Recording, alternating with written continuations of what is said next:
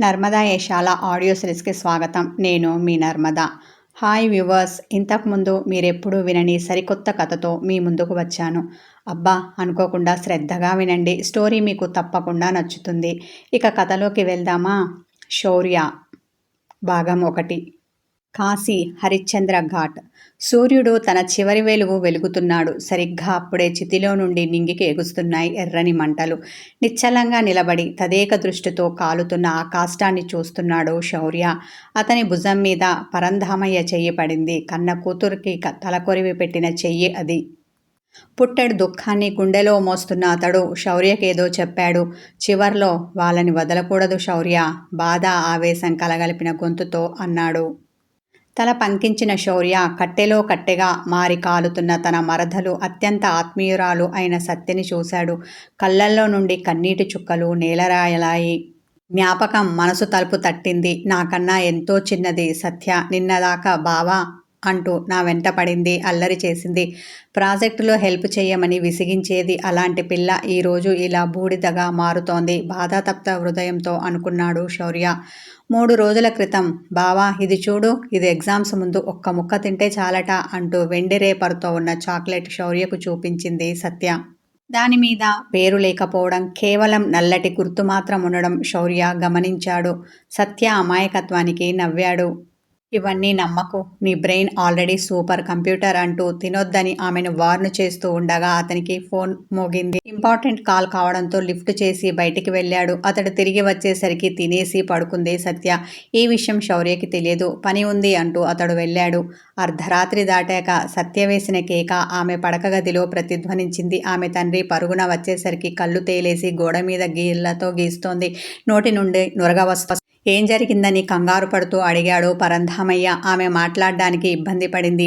నీకేమైందని పరంధామయ్య మళ్ళీ ఆమెను అడిగాడు. సత్య అతి కష్టం మీద తన మాట పెకల్చుకొని అడవి అడవి అని మాత్రం అనగలిగింది. ఆ తర్వాత ఆమె స్పృహ తప్పింది. సత్య 48 గంటలు ఐసీయూలో ఉంచి డాక్టర్లు అన్ని రకాల టెస్టులు చేశారు. కానీ ఏం జరిగిందో తెలుసుకోలేకపోయారు. ఆ తర్వాత ఆమెకి బ్రెయిన్ డెడ్ అయ్యింది. ఇదంతా తలుచుకుంటూ శౌర్య ఇప్పుడు చితిమంట ముందు నిలబడ్డాడు. బిగిసిన తన పిడికిలి తెరిచి చూశాడు. ఇందాక పరంధామయ్య ఇచ్చిన వెండి రేపర్ అతనికి కనిపించగా దాన్ని ప్యాంటు జేబులో వేసుకున్నాడు. అతని కళ్ళు ఎగిసే ఆ అగ్నికీలల కన్నా ఎర్రగా ఉన్నాయి. అవి అతడు కార్చిన కన్నీళ్లకు ఆనవాలో లేక ఆగ్రహ జ్వాలలో అది అతనికే తెలియాలి. ఇంతలో అతని ఫోన్ మోగింది. ఢిల్లీ రాక్ వాటర్స్ నుండి అతని చీఫ్ అమిత్ వర్మ ఫోన్ చేసి ఎక్స్ ఎక్కడున్నావు అన్నాడు. అది అతని కోడ్. ఇంకెక్కడ ఉంటాను సార్, వైరాగ్యంతో నవ్వాడు శౌర్య. నీ మరదలు చనిపోయిందని తెలుసు, పర్సనల్గా తీసుకోకు అన్నాడు వర్మ. పర్సనల్గా తీసుకోకపోతే నేను మనిషిని కాదు, అసైన్మెంట్ ఇవ్వండి సార్ చితిని చూస్తూనే అన్నాడు శౌర్య. అతడు చెయ్యవలసిన అసైన్మెంట్ ఏంటో చెప్పాడు వర్మ. అన్నాడు శౌర్య. అతడు మాటల కన్నా చేతల్లో తన పనితనం చూపిస్తాడు. ఆ విషయం తెలిసిన superior Amit Varma call cut చేశాడు. ఫోన్ ప్యాంట్ జేబులో పెట్టుకుంటూ అందులో ఉన్న రేపర్ని బయటికి తీసి కాలుతున్న చితిలో వేశాడు. అది మంటల్లో కలిసిపోయింది. నిన్ను కాల్చిన మంటే వాడిని కాలుస్తుంది సత్య, నీకు మాటిస్తున్నా అంటూ భావోద్వేగానికి లోనయ్యాడు శౌర్య. రేపర్ మంటకి ఆహుతి అయినా దాని మీద ఉన్న ఓ మాత్రం అతని మైండ్లో రిజిస్టర్ అయింది. 0 అంటే 0 కాదని నాకు తెలుసు. వాడి జీవితాన్ని శూన్యం చేస్తా, ఘాటు మెట్లు ఎక్కుతూ తనలో తాను అనుకున్నాడు శౌర్య. సత్య చనిపోయిన వారం రోజులకి హైదరాబాద్ మహానగరం నిద్రపోయే ముందు చివరి ఊపిరి పీల్చుకుంది. గచ్చిబౌలి ఫ్లైఓవర్ కింద నుంచి బేస్ సౌండ్ గుండె దడదడా వినిపించింది. ఇంపోరియా 2.0 అని రాసి ఉన్న నియాన్ బోర్డు చీకటి గీస్తున్న కత్తిలా మెరిసింది. సిద్ధు చేతిలో ఆ చాక్లెట్ వణికింది. వెండి రేపర్ మీద నల్లటి గుర్తు 0. అది తింటే తన జీవితం శూన్యం అవుతుందని సిద్ధుకి తెలియదు. ఒక్క ముక్క బ్రో, లైఫ్ నెక్స్ట్ లెవెల్ అంటే నమ్ము అన్నాడు సిద్ధు పక్కన ఉన్నోడు.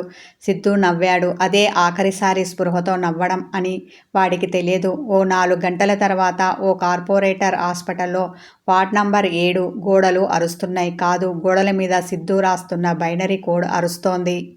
వాడి వేళ్ళు రక్తంతో కారుతున్నాయి. అయినా ఆపట్లేదు. సత్య కన్నా వీడి బిహేవియర్ ఇంకా వైల్డ్గా ఉంది. సిద్ధుని క్షుణ్ణంగా పరీక్షించిన డాక్టర్ తన చేతిలో ఉన్న వాడి రిపోర్టుని అసహనంతో విసిరేశాడు. బ్రెయిన్ నార్మల్, బ్లడ్ క్లీన్గా ఉంది, కానీ ఆ కుర్రాడు పిచ్చోడయ్యాడు. ఇది సైన్స్కి అందని కేస్ బాధతో అన్నాడు ఆ డాక్టర్. ఈ సిద్ధు ఎవరో కాదు, డిఫెన్స్ మినిస్టర్ కొడుకు. దాంతో ఈ విషయం క్షణాల్లో రాకి తెలిసిపోయింది.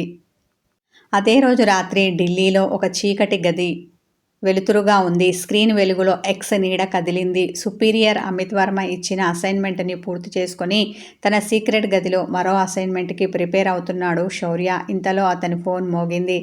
ఎక్స్, నువ్వెక్కడా? ఇట్స్ ఎమర్జెన్సీ అన్నాడు అమిత్ వర్మ. నేను ఎక్కడుంటానో తెలుసు కదా చీఫ్, ఎందుకు అడుగుతారు అన్న శౌర్య. అసైన్మెంటో చెప్పండి అన్నాడు. సేమ్ ప్యాటర్న్లో హైదరాబాద్లో 9వ వికెట్ పడింది. అది ఎవరితో కాదు, డిఫెన్స్ మినిస్టర్ కొడుకుది. ఆలస్యం చేస్తే ఇంకెన్ని వికెట్లు పడతాయో, ఇంకెందరు యువకులు దీనికి బలవుతారో. లెట్స్ గో అని అతని సుపీరియర్ వర్మ ఆర్డర్ అందుకున్న మరుక్షణం జూలు విదిలించిన సింహంలా వేటకు బయలుదేరాడు శౌర్య. అది ఢిల్లీ ఇందిరాగాంధీ ఇంటర్నేషనల్ ఎయిర్పోర్టు. అన్ని చెక్కింగ్లు పూర్తి చేసుకొని వెయిటింగ్ హాల్లో కూర్చున్నాడు శౌర్య. అతడు చూడ్డానికి ఫోన్లో మెసేజ్ చెక్ చేస్తున్నాడు, కానీ అతని చూపు ఆ చుట్టుపక్కల ఉన్న పరిసరాలను క్షుణ్ణంగా గమనిస్తున్నాయి. అతనికి 4 అడుగుల దూరంలో కూర్చొని ఉన్నాడు ఒక విదేశీయుడు. అంత ఏసీలోనూ వాడికి చెమట పడుతోంది. పదే పదే చేతి రుమాల్తో ముఖం తుడుచుకుంటూ ఉన్నాడు. అతని ముఖంలో ఏదో కంగారు, అది స్పష్టంగా శౌర్యకి కనిపించింది. వాడేదో తప్పు చేస్తున్నాడు, అతని సిక్స్త్ సెన్స్ అతనికి చెప్పింది. మరి కాస్త నిశితంగా చూశాడు. అతని దగ్గర ఏదో బాక్స్ ఉంది. ఆ బాక్స్ని నిమిషానికి ఒకసారి చూస్తూ చేత్తో తడుముకుంటున్నాడు ఆ విదేశీయుడు. అతడు ఎక్కడి నుండి ఎక్కడికి వెళ్తున్నాడో, ఏం చేయడానికి వెళ్తున్నాడో శౌర్యకి తెలియదు. అతని మీద ఫోకస్ పెట్టేంత సమయం కూడా అతనికి లేదు. శౌర్య ఎవరికో మెసేజ్ పెట్టాడు. ఇంతలో అతని ఫ్లైట్ వచ్చిందని అనౌన్స్మెంట్ వినిపించింది. తన సెల్ ఫోన్ ప్యాంట్ జేబులో వేసుకొని ఫ్లైట్ ఎక్కడానికి వెళ్తూ వెనక్కి తిరిగి చూశాడు. ఎయిర్పోర్ట్ పోలీసులు ఆ విదేశీయుని తీసుకెళ్లడం అతనికి కనిపించింది. అతని పెదాలపై ఒకలాంటి చిరునవ్వు కాసేపు వేలాడింది. ఫ్లైట్ కాసేపట్లో బయలుదేరుతుంది అనగా హడావిడిగా ఒక అమ్మాయి ఆ ఫ్లైట్ ఎక్కింది. తిన్నగా శౌర్య కూర్చున్న సీటు దగ్గరికి వచ్చింది. అతడు ఆమెను పట్టించుకోలేదు. కొంచెం లేస్తారా అంది. ఆమె మాటలో రిక్వెస్ట్ లేదు, పొగరు ఉంది. అది తన సీట్ అని తెలిసిన అతడు కనుబొమ్మలు ముడివేసి ఎందుకు అన్నాడు.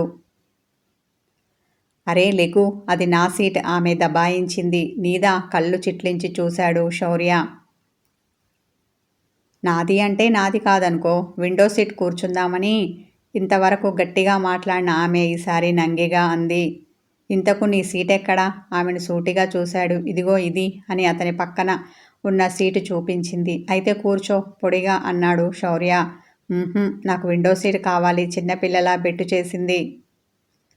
అరే, ఇది ఎర్ర బస్ అనుకుంటున్నావా, ఎయిర్ బస్ అనుకుంటున్నావా? రావడమే లేట్, పైగా విండో సీట్ కావాలి అంటూ న్యూసెన్స్ చేస్తావేంటి? అసహనం అతని గొంతులో పేలింది. ఆమె భయపడలేదు. నేనెవరో తెలియక అలా మాట్లాడుతున్నావు. తెలిస్తే నువ్వే లేచి నాకు సీట్ ఇస్తావు తెలుసా? పొగరుగా తల ఎగరవేసింది. ఎవరైతే నాకేంటి, వెళ్ళవమ్మా కోపంతో అన్న అతడు తన సెల్ ఫోన్లో ముఖం పెట్టాడు. ఉడుక్కున్న ఆమె ఉక్రోషంతో అతని ఒడిలో కూర్చుంది. షాక్ అయ్యాడు శౌర్య. ఆమెను విదిలించి కొట్టేంత కోపం వచ్చింది. కానీ అతనికి ఆ క్షణం సత్య గుర్తుకు వచ్చింది. ఆమె అంతే, తను ఏదన్నా అనుకుంటే జరిగిపోవాలి, లేదంటే ఇదిగో ఇలాగే శౌర్య ఒడిలో కూర్చొని అతన్ని సాధించేది. అతడేమనుకున్నాడో కానీ అతని స్వరం మృదువుగా మారింది. నువ్వు నా ఒడిలో నుండి లేస్తే సీటిస్తా అన్నాడు శౌర్య. అలా రా దారికి అంటూ లేచి నిలబడింది. శౌర్య పక్క సీట్లో కూర్చోగానే ఆమె విండో సీట్లో కూర్చుంది. తను గుర్తుకు వచ్చింది కాబట్టి బ్రతికిపోయావు, లేదంటేనా నువ్వు చేసిన పనికి విండోలో నుండి కింద పడేసేవాడిని బేస్ వాయిస్తో అన్నాడు శౌర్య.